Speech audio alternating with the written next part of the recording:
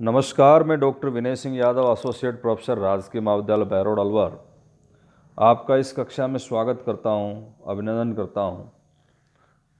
पिछले कक्षा में हम पढ़ रहे थे प्रतिनिधि लोकतंत्र की समस्याएं, प्रतिनिधित्व के सिद्धांत और उसके अलावा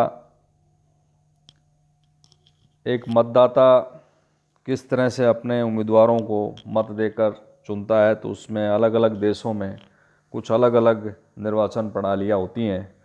उन निर्वाचन प्रणालियों के बारे में हमने जानकारी प्राप्त की।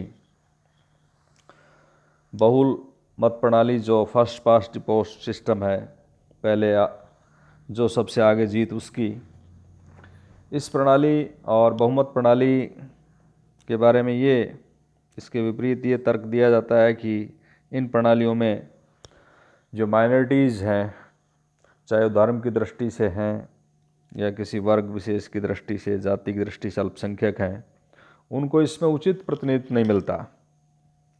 और अल्पसंख्यकों को उचित प्रतिनिधित्व देने के लिए आनुपातिक प्रतिनिधि मत प्रणाली अपनाई गई, जिसमें हमने दो उसके जो रूप हैं वो पढ़े, सूची मत प्रणाली और दूसरा है एकल संक्रमणीय या एकल हस्तांतरणीय मत प्रणाली। इसके अलावा कुछ और प्रणालियों के बारे में भी हमने जानकारी प्राप्त की, जिसमें सीमित मत प्रणाली है, लिमिटेड वोट सिस्टम है, और संचित या एकत्रित मत प्रणाली है, क्यूमुलेटिव या प्लम्पिंग वोट सिस्टम है। उसके बारे में हमने जानकारी प्राप्त की। तो इसके अलावा पृथक निर्वाचन प्रणाली और सुरक्षित स्थान युक्त निर्वाचन प्रणाली को पढ़ा। इनके अलावा कुछ और अल्पमत को प्रतिनिधित्व देने के लिए कुछ विधियां भी विद्वानों ने सुझाई हैं। तो उसमें विशेष रूप से हम उल्लेख करना चाहेंगे समवर्ती बहुमत का, कॉन्करेंट मेजॉरिटी, समवर्ती बहुमत।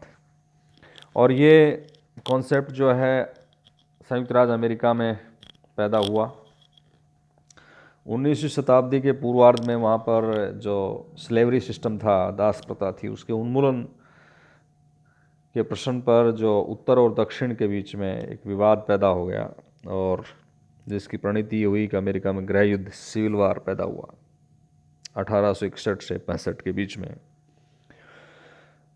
खास बात ये थी कि वहाँ दक्षिणी जो भाग था वो प्लांटेशन इकोनॉमी पर आधारित था, बागान अर्थव्यवस्था पर आश्रित था, और वो दास प्रथा को रखना चाहता था, कायम रखना चाहता था। दूसरी तरफ उत्तरी भाग में औद्योगिकरण हो चुका था, अतः वह मजदूरों की आपूर्ति के लिए दास प्रथा का अंत कर देना चाहता था। अमेरिकी जो कांग्रेस थी उसमें उत्तरी भाग का बहुमत था और दास प्रथा के अंत की संभावनाएं बहुत उज्जवल थी। और दक्षिणी भाग का जो मुख्य प्रवक्ता था वो था जॉन सी कैल्हान। वो इस भाग के हितों की रक्षा के उद्देश्य से उन्होंने एक कॉन्सेप्ट प्रस्तुत किया, एक सिद्धांत दिया समवर्ती बहुमत का, कॉन्करेंट मेजॉरिटी का। और उसमें ये व्यवस्था की गई कि कोई भी निर्णय तभी मान्य होना चाहिए जब उससे प्रभावित होने वाले सभी मुख्य वर्गों की जो सहमति है वो प्राप्त कर ली गई हो। इसका सीधा सा अर्थ ये था कि यदि देश की सरकार अपने संख्यात्मक बहुमत के आधार पर कोई निर्णय करना चाहती है तो उस निर्णय से प्रभावित अल्पमत को उसे रोक सकने का वीटो होना चाहिए, निषेधाधिकार होना चाहिए। और कैलान ने संयुक्त राज्य अमेरिका की संघीय प्रणाली की जगह ऐसे संवैधानिक ढांचे का प्रस्ताव रखा जहां देश के सारे जो महत्वपूर्ण निर्णय हैं, जो महत्वपूर्ण आर्थिक, कृत्यात्मक, क्षेत्रीय हितों में आत्मा अभिव्यक्ति के जो अधिकार हैं उनको निर्दिष्ट करने के अधिकार होंगे। मतलब प्रत्येक महत्वपूर्ण निर्णय के लिए इन सब अंगों की सम्मति आवश्यक होगी। तो ये समवर्ती बहुमत का कॉन्सेप्ट है, सिद्धांत है, कि जिसमें कोई भी निर्णय तभी मान्य होना चाहिए जब उससे प्रभावित होने वाले सभी मुख्य वर्गों हितों की सम्मति प्राप्त कर ली गई हो। इसी प्रकार एक सहवर्तन मूलक लोकतंत्र का भी कॉन्सेप्ट है, कॉन्स्टिट्यूशनल डेमोक्रेसी, ये व्यवस्था ऐसे समाजों के लिए विशेष रूप से उपयुक्त समझी जाती है जिसमें धार्मिक, विचारधारात्मक, भाषाई, क्षेत्रीय, सांस्कृतिक, जातीय आधार पर भिन्न भिन्न संप्रदायों में वो समाज या देश बटा हो। और इसके कुछ 4 सिद्धांत माने गए हैं, जिसमें 2 मुख्य सिद्धांत हैं और 2 गौण हैं।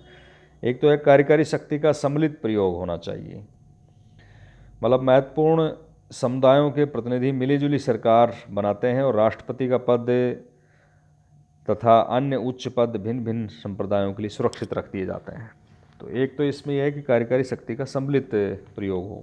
दूसरा, विभिन्न संप्रदायों के लिए अधिक स्वायत्ता होती है कि वो भिन्न संप्रदाय अपने अपने मामलों में निर्णय करने का अधिक से अधिक उनको अधिकार हो। और तीसरा, अनुपातिकता, मतलब यह है कि राजनीतिक प्रशासनिक जो नियुक्तियां हैं उसका आवंटन भिन्न भिन्न संप्रदायों की जनसंख्या के अनुपात में किया जाना चाहिए। और चौथा है अल्पमत का निषेधाधिकार, मतलब यह है इसका कि ये अल्पसंख्यक संप्रदायों के लिए अपने हितों की रक्षा का अंतिम यह अस्त्र है।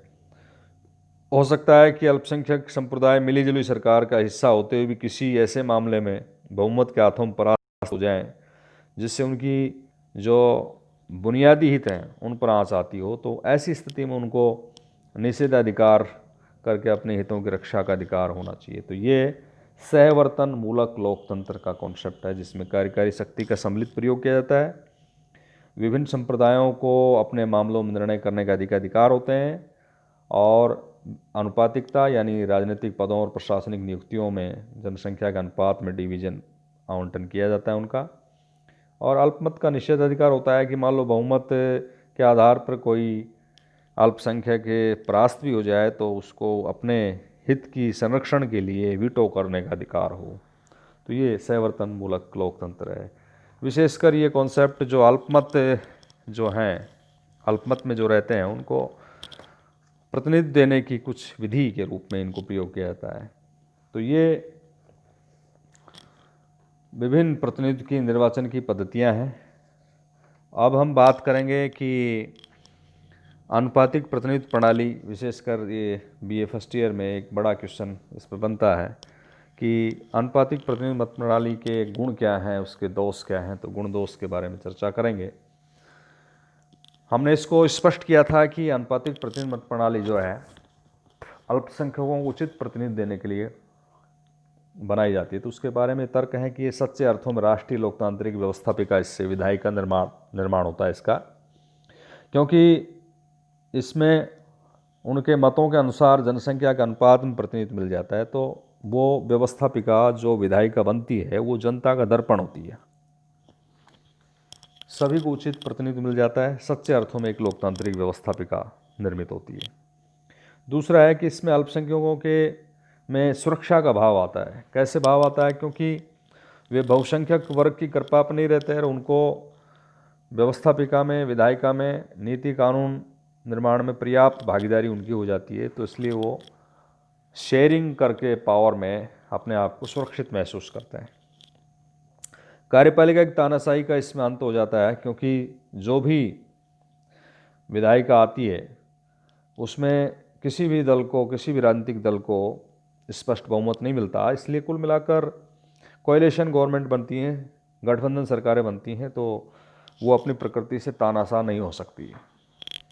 जहाँ एक दल का फुल मेजॉरिटी होती है तो वहाँ एक तरफा निर्णय लिए जाने की आशंका रहती है। राजनीतिक चेतना का विकास, क्योंकि इसमें मतों का अनुपात में प्रतिनिधित्व मिलता है तो सभी वर्गों को उचित स्थान मिल जाता है, तो सभी वर्गों में एक तरह से राजनीतिक चेतना विकसित हो जाती है। योग्य व्यक्तियों का चुनाव इससे संभव है, क्योंकि इसमें विकल्प जनता के पास ज़्यादा होता है और उस आधार पर बहुत से प्रतिनिधियों का इसमें चुनाव कर लिया जाता है। मतों का अपव्यय नहीं होता। जिस अनुपातिक प्रतिनिधित्व प्रणाली को जब हमने डिफाइन किया तो यही कहा था कि इसमें मतों के अनुपात में प्रतिनिधित्व मिलता है, तो इसलिए इसमें मतों का अपव्यय नहीं होता है। सब जो वर्ग हैं वो ये महसूस करते हैं कि उन्होंने जिसको मत दिया है वो किसी न किसी रूप में उसका प्रतिनिधित्व हो जाता है। और एक गुण ये है कि इसमें निर्वाचन भ्रष्टाचार सीमित रहते हैं, क्योंकि एक सदस्यीय जो निर्वाचन प्रणाली है उसमें हमने देखा था कि समय परिस्थिति के अनुसार जनसंख्या की विविधता, बदलती परिस्थितियों के हिसाब से निर्वाचन क्षेत्रों में अदला बदली की जाती है। तो उसमें एक निर्वाचन भ्रष्टाचार होता है, गैरीमेंडरिंग। उसमें होता यह है कि सत्ता पक्ष या दल विशेष या व्यक्ति विशेष को फायदा पहुंचाने के लिए जब निर्वाचन क्षेत्रों में अदला बदली की जाती है तो उसको हम गैरीमेंडरिंग कहते हैं। लेकिन इस आनुपातिक प्रतिनिधि मत प्रणाली में इस तरह से स्वार्थपूर्ण पुनर्गठन नहीं हो पाता, तो निर्वाचन भ्रष्टाचार इसमें सीमित हो जाता है। तो ये आनुपातिक प्रतिनिधि मत प्रणाली के कुछ गुण हैं।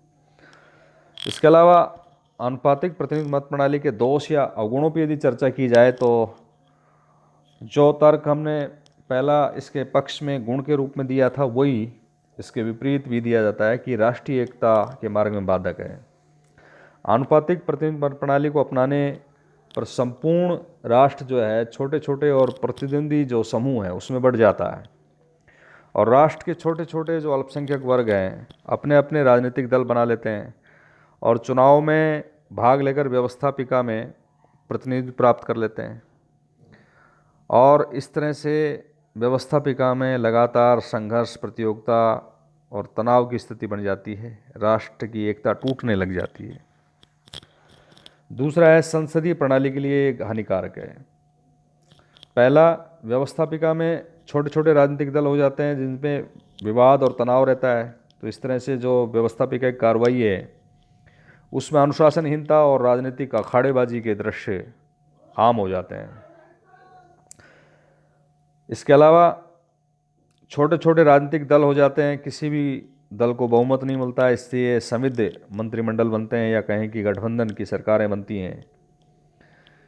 कहीं की रीट, कहीं की ईंट, कहीं का भाड़ा, भानुमति ने कुनबा जोड़ा। कहीं की ईंट, कहीं का रोड़ा, भानुमति ने कुनबा जोड़ा, ये कहावत इस पर लागू होती है कि इसमें बेमेल खिचड़ी बनती है और एक राजनीतिक अस्थिरता की स्थिति होती है।